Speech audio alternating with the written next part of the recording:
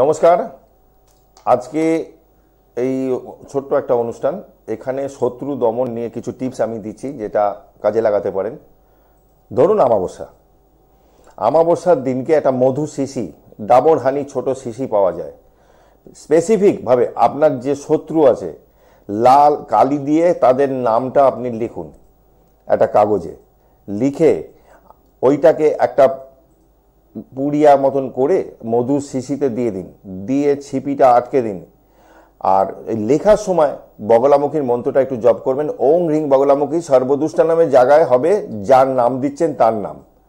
বাচং মুখং পদং স্তম্ভ হয় যে ভাং কিলয় কিলয় বুদ্ধিং বিনাশ হয় বিনাশ হয় হিং স্বাহা।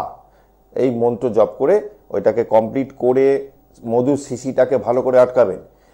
শ্মশানে ওই দিনকে, আমাবস্যার দিনকে শ্মশানে গিয়ে ওটাকে মাটির গর্ত করে পুঁতে দিয়ে পা দিয়ে ভালো করে মাটিটাকে চেপে বসিয়ে দিয়ে চলে আসুন। শত্রুর নাশের সস্তায় কম খরচে একটা সুন্দর টোটকা অ্যাপ্লাই করে দেখতে পারেন। তবে বগলামুখীর মন্ত্র আপনাকে নিয়মিত সাথে জপ করে যাবেন। ভালো থাকুন। আবারও ছোট ছোট এরকম টিপস নিয়ে আপনাদের সামনে হাজির হব। জয় মা তারা, জয় জয় তারা।